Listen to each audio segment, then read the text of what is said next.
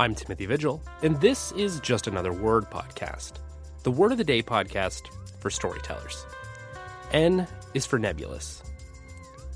The most beautiful thing we can experience is the mysterious.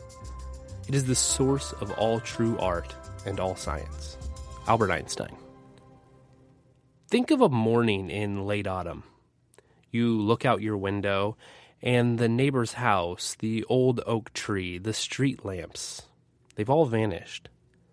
In their place is a gray, shifting wall of fog. The world's still there, you know it is, but its edges have been rubbed out, like it hasn't rendered yet. It's in a nebulous state, where solid becomes shadow, and the certain becomes maybe. The word nebulous is a direct descendant of the Latin word nebula, meaning mist, cloud, or vapor. But in the world of astronomy, a nebula is a giant cloud of dust and gas out in space. Some are the remains of a dying star. Others are the nurseries where new stars are beginning to form.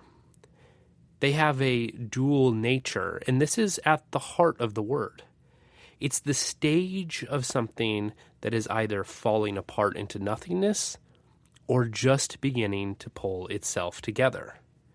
What is coming from there is nebulous. As writers, we're often told to be quite specific. Show, don't tell. Use concrete details. But there is a really important place for being intentionally nebulous. You could describe a monster and give their exact height and weight, the number of teeth, and it becomes this biological problem that can be solved with a bigger sword. But a monster that's not thoroughly described, a shifting shadow that seems to be made of smoke and bad intentions, becomes a psychological terror. It's the difference between a threat you can see and one you can only imagine. We as people are so much more likely to imagine something as worse than it can possibly be. And this is something we should take advantage of in our writing. Don't go out of your way to describe exactly what every character looks like or every town or village. Give enough vague details that the reader can put the rest together in their mind. Overstuffing your prose with too many details can erase a reader's sense of immersion rather than improving it. Beyond the physical mist, we use nebulous to describe the parts of our story that haven't quite settled yet. A character in the beginning of a story might have a desire that is a bit nebulous. Maybe they are the son of a king, but they don't want the throne. They want to be something better. The arc of their story is the process of that cloud condensing into a solid, sharp objective. Their goal at the beginning might just be to have a carefree life, but in the end they realize that what they really want is to help people, and they don't see how they can do that sitting on a throne.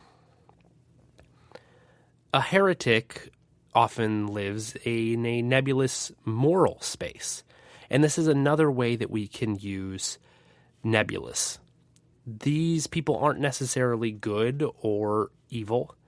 Their motivations are hazy and layered. You can use this to keep your reader guessing about a character's true loyalty. Someone who is loyal to one person but doesn't have the same beliefs, who challenges the common beliefs of that person's group, could be this interesting nebulous character who you're never quite sure whose side they're on or what they're going to do. Lastly, we can use Nebulous to create atmospheric tension. We can use descriptions that intentionally slow the reader down. We don't have to show everything as clear, because when we do that, we make things faster paced. If we tell people exactly what is going on, then they understand and they move through the story. But when you introduce these nebulous elements, a vague rumor or a hazy memory or a misty landscape, the reader often has to slow down and squint, creating a sense of unease.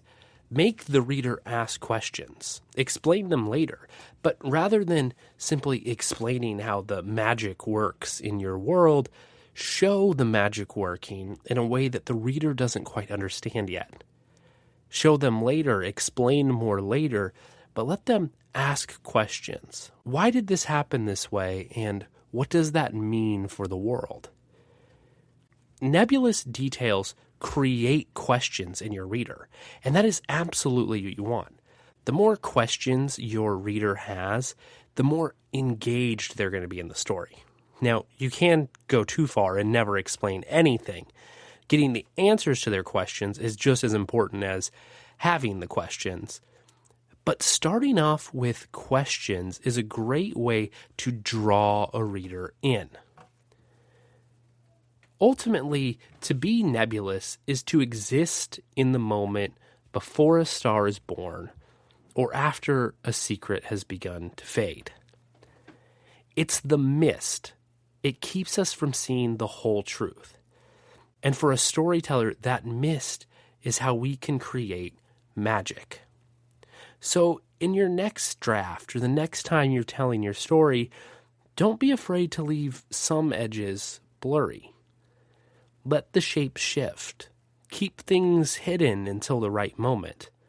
And remember that the things your reader can't quite see are oftentimes the ones they'll remember the longest. You have been listening to Just Another Word podcast with your host, Timothy Vigil. For more information, go to timothyvigil.com.